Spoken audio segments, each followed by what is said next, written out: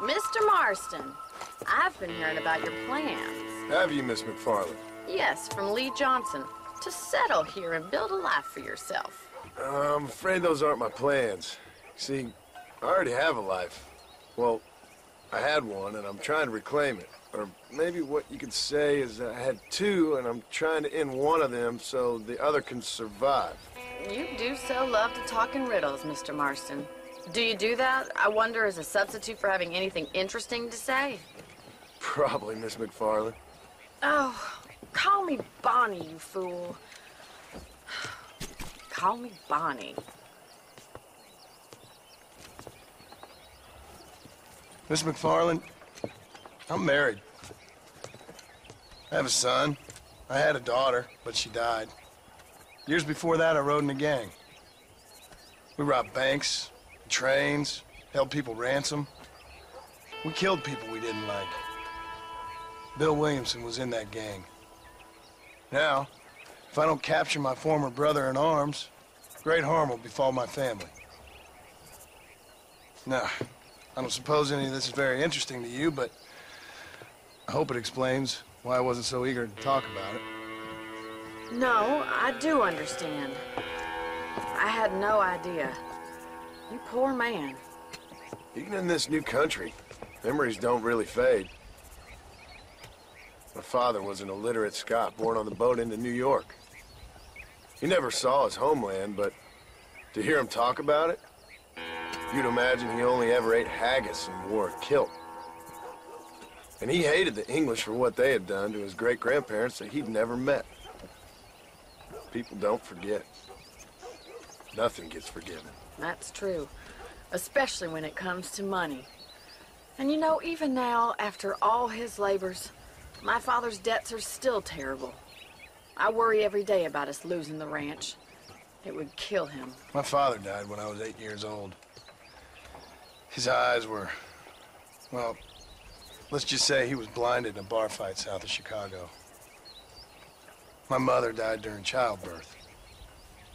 She was a prostitute, and he was her, well, I don't know what he was. So I was sent off to an orphanage and ran away and fell in with a gang.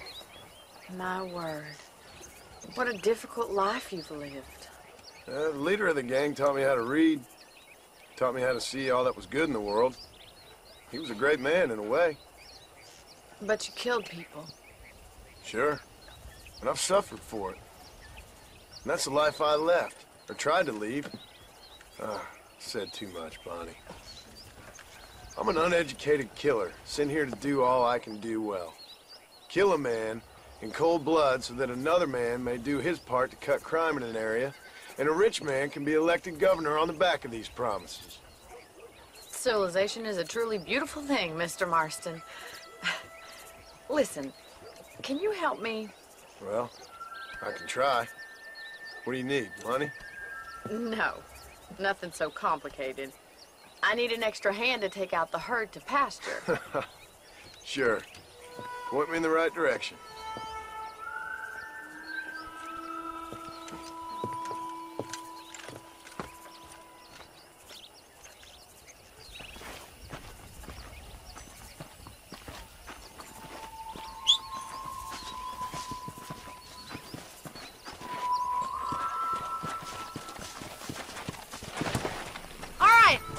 To the cow pen.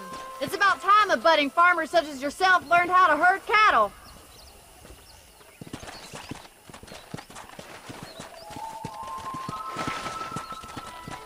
Thank you for telling me all that back there.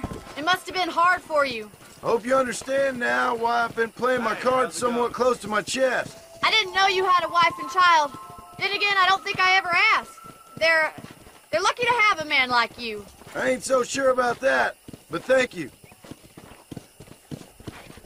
Yeah!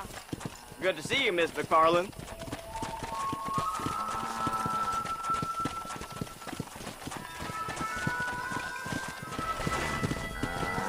All right, let's see if you can herd cows as well as you can charm humanity.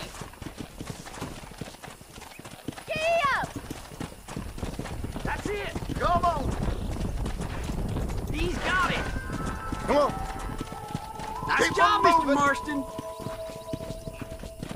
Drive them down the road, Mr. Marston. Come on, boys. Well, hello. Go ahead, Joe. Come on, you dumb heifers. Ain't that hard, is it? Look at the cowboy.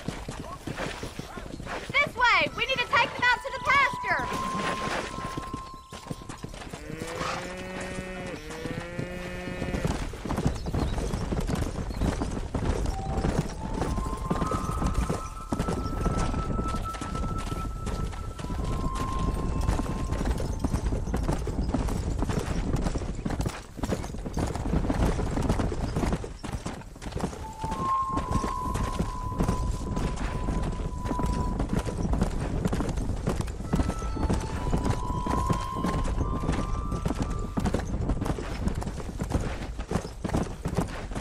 He's just showing off now. Keep going, Mr. Marston. Good.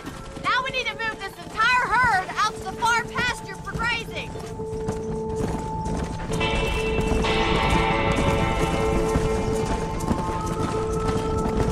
Keep sweeping behind them. That way they'll stay together.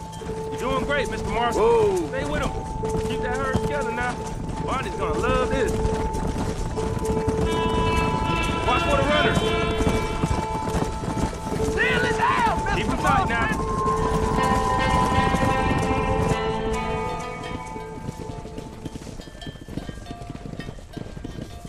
Whoa. You're not bad with the herd. Ranching might be your true calling, Mr. Marston. Either that or you were a cow in a past life. Thank you, Miss McFarland. I'll see you later. I have work to do back at the ranch.